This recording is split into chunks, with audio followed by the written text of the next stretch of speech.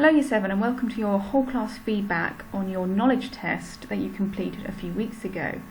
I want to use today's video to talk about some really great answers to the questions, but also some common misconceptions you had as a class in regards to some aspects of the knowledge that we've studied over the course of the year.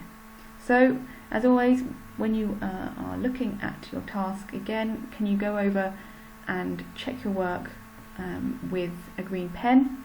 I will be sending around the answers as well in an email to help you, but also just a chance to help think about your own knowledge and just making sure 100% you know what things are, what things mean. So ultimately you'll become an even better historian. So let's talk about some things that went really well in the knowledge test. Lindsay, I really loved the fact that you used some really exact details and figures to describe the effects of the Normans on the Anglo-Saxons. You said that after the Normans had conquered England, that only 6 of the once of 250 landowners were English. The others were French, which really clearly shows just how much the Normans took over and became in charge of the English following their successful win at the Battle of Hastings. Well done. Maddie, you gave a lovely description of the importance of the church.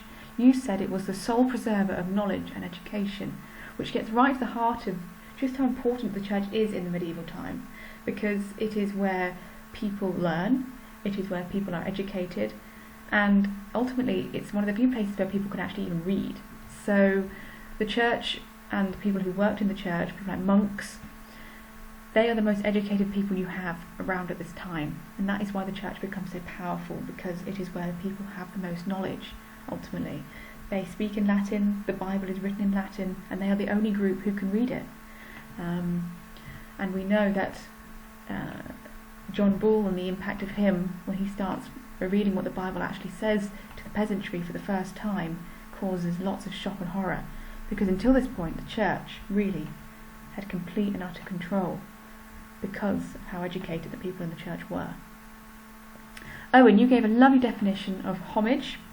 You said it was a formal public acknowledgement of feudal allegiance. I mean, so many big words in there, Owen. Excellent. Simply put, homage is basically just to listen to, obey, showing that you are going to be loyal to your king. So yes, we can use Owen's lovely phrasing here, a public acknowledgement of feudal allegiance, which basically just means that you are publicly showing your loyalty to your king, publicly showing that you are going to obey your king. Really, really quite important thing to show, because then there'd be no doubts that you were not a traitor or anything like that. So lots of knights in the medieval period would show this kind of public show of loyalty to their king, which was known as homage or homage. Jack A, you gave a lovely explanation as to some of the reasons why William won the Battle of Hastings. You talked about the feigned retreat. You talked about the fact that Harold's men were tired because they had to march all the way down from Stamford Bridge. It was just a really clear set of reasons as to why William won the Battle of Hastings. It just showed that you clearly really engaged well with that topic and remembered it. Lots of you also talked about this idea of luck and the idea of the winds changing, the tactics that they used on both sides, but ultimately the feigned retreat was particularly effective. The fact that William had support from the Pope, which sort of gave the Normans a real cause, a real thing to fight for. Many reasons were discussed. That was on the whole a really well answered question. And also, across the class, generally, you were all really, really confident in your knowledge of the feudal system, which was great.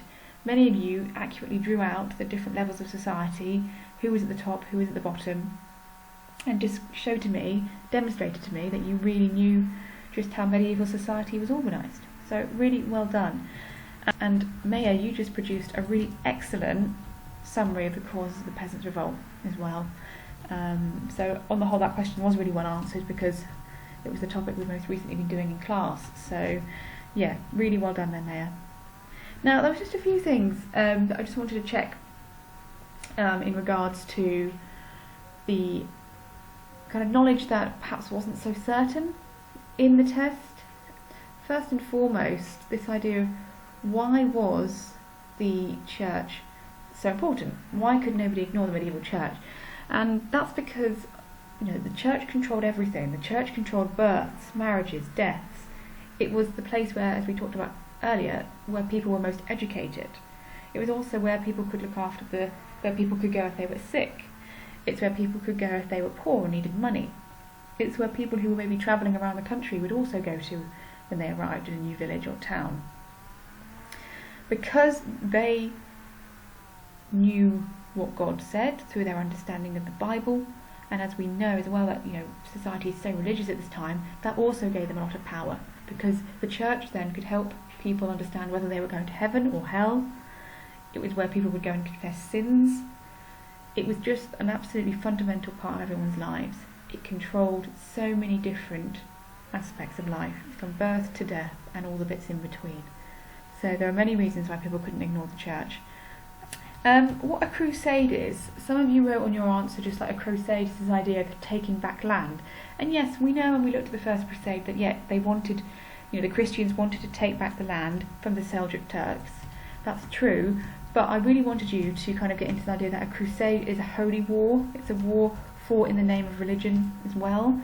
It's people fighting for, their beliefs. So it's not just a case of taking back land, because you can go and have a war, which is just taking back land, but that doesn't make it a crusade. So just be careful that you really need careful with that. A crusade is a holy war, a war that is fought for religious reasons. This was slightly difficult one, because I think maybe we hadn't used the word Plantagenet in class. So when that question came up, I'm sure I might have been a bit like, what's that going on about?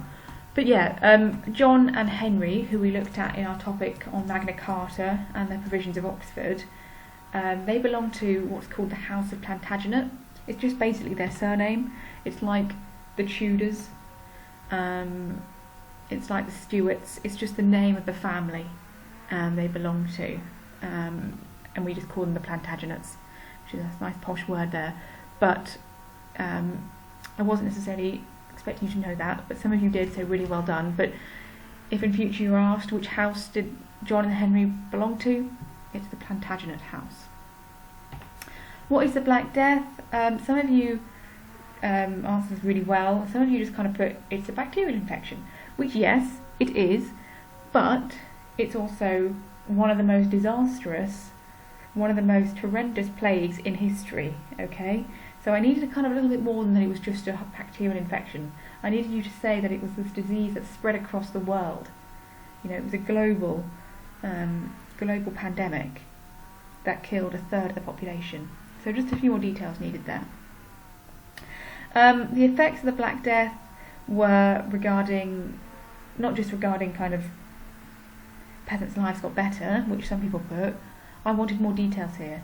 I wanted this idea that, peasants' lives improved because they got higher wages, because there were fewer people around. You could talk about how there was a challenging of the feudal system because, as I say, peasants were gaining more power, increase in wealth, increase in or decrease in status of perhaps lords who were struggling now to maintain their manors because they were losing peasants. So again, I just think we were a little bit vague here, and the question required 4 points in regards to how did life change for peasants. So crucially, you could just talk about increase in money, increase in power, increase in diet, because their diet got better because they had access to more money. And also, as we know, they started to wear nicer clothes, which is why they had to bring in the sumptuary laws to stop them. Another one that was answered kind of half right was this idea of a tithe. Some of you just put, it's a tenth of something. Yes, but what is it a tenth of? Well, it's a tenth of the earnings that the church got. So a 10% of what everyone earned would go to the church. Okay, so it was just an idea again of the church having more power because we had this thing called a tithe. So the church got all this money. People had to give a proportion of their money to the church. And finally, what was a historical source? Sometimes this was answered just a little bit vaguely, but just a reminder really that historical source is something that can tell you about the past. It is what we all use in class to learn about the past. It's when we look at paintings, we look at old weapons that were found underground, when we look at architecture, buildings, churches, all these things that we use to learn about the past. So it's a very broad term, but ultimately it is just something that we use to learn about the past. A few common spelling errors as well. A lot of you spelt Baron with 2 R's, it is just 1 R, and Magna Carta has A's at the end, not ER. But on the whole, Year 7, really well done, really excellent and well answered knowledge test, and I hope this video has been useful to remind you of your knowledge.